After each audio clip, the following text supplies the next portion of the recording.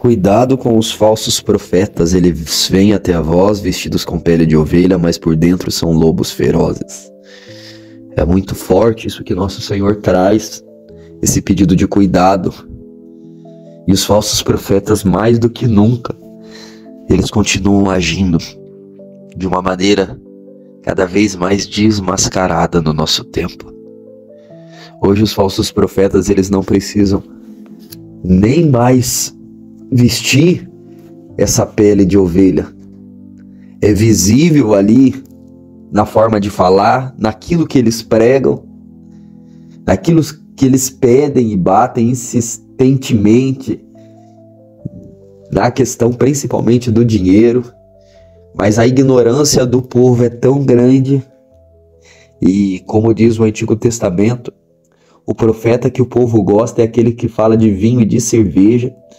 Então os profetas de hoje, eles não exortam a uma mudança de vida, contanto que você seja generoso na tua oferta financeira, material.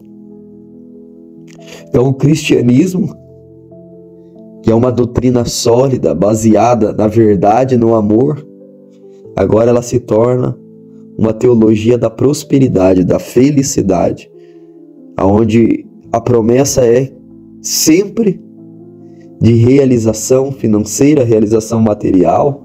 A cruz é tirada de lado, o sofrimento é tirado de lado, a vivência do perdão, da misericórdia, da esmola, os pilares fé, caridade e esperança são descartados, e o evangelho é reduzido a conquistas.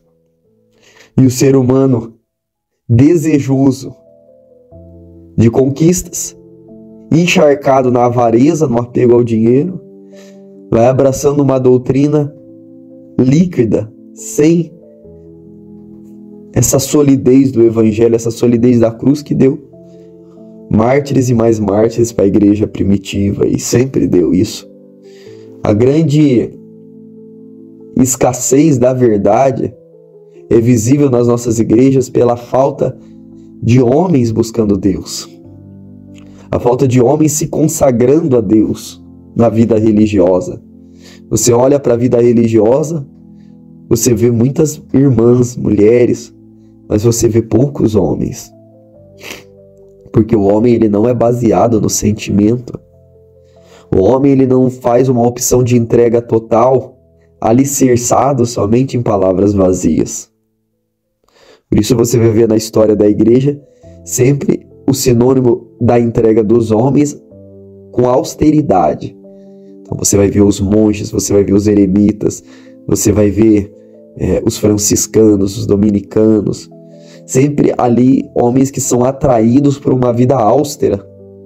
Aí você tira a austeridade da pregação, a renúncia, essa palavra que fala a mente intelectual, que faz com que o homem ele tenha entendimento e ele seja convencido pela força da verdade. Você tira o desafio de uma entrega, de uma vivência, de uma santidade, de uma abertura para a vida, de uma dedicação maior nos estudos, de uma dedicação maior de sacrifício aos pobres. O que você vai ter? Um monte de mulher. E os homens que têm, aqueles que não são efeminados, se reduz a um pequeno número bem escasso de homens comprometidos com a verdade.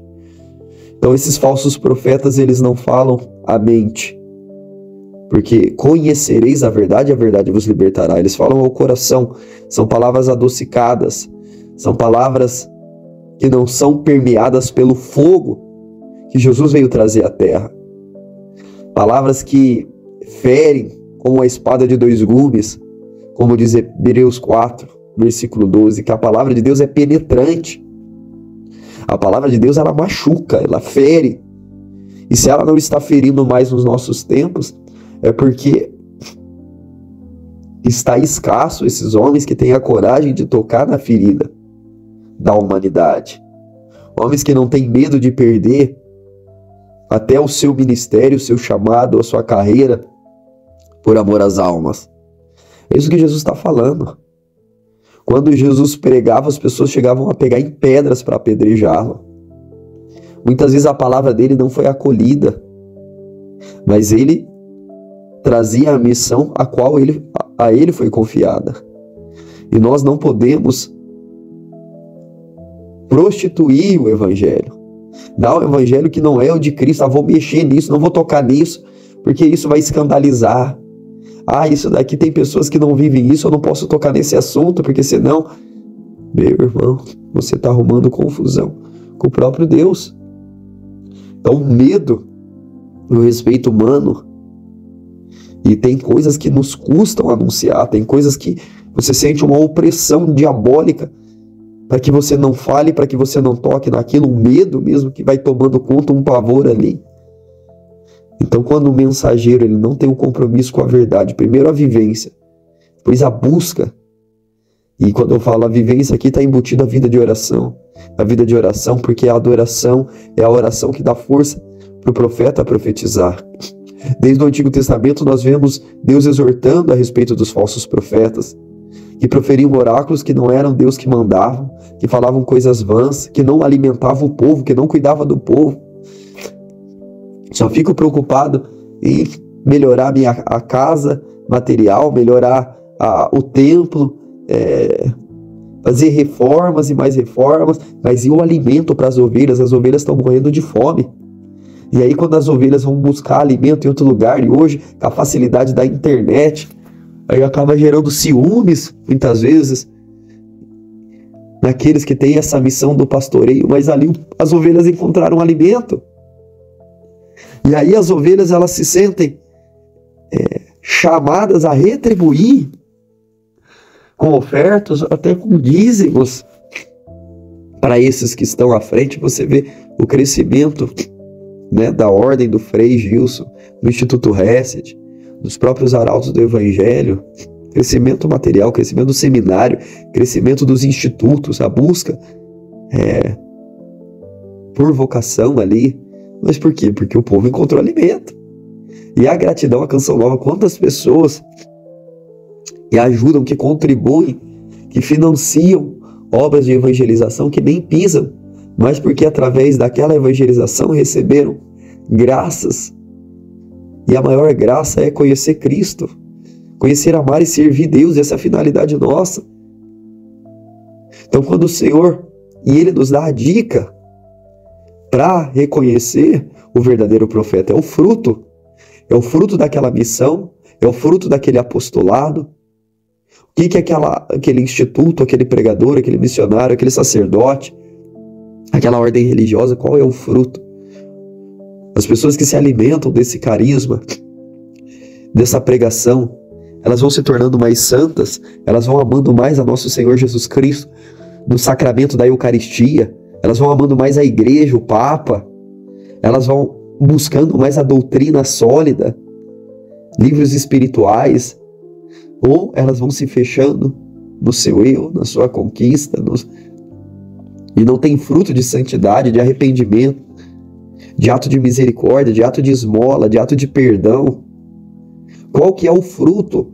É só eu olhar para o fruto da onde a pessoa se alimenta. E ali eu terei a resposta.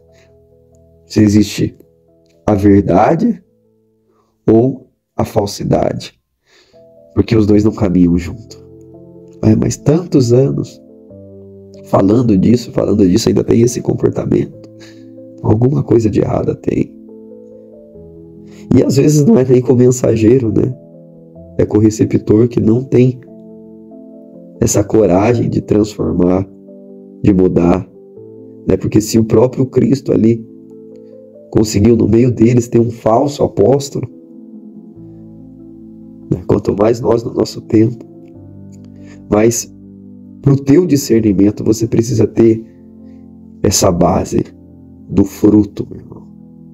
Do fruto, eu olho ali, eu identifico um fruto. Eu olho na minha vida e eu identifico um fruto. E quando eu identifico que existe um fruto divino ali, algo que vai mexendo comigo, me tirando do meu eu, do meu comodismo, eu tenho que abraçar aquilo com as duas mãos, porque eu encontrei um tesouro que cada vez mais está escasso, que é o tesouro da verdade, da alimentação espiritual. Que Nossa Senhora, Rainha dos Corações, que o glorioso São José, nessa quarta-feira, nos aproxime do verdadeiro pastor, aquele que não deixa suas ovelhas passarem fome.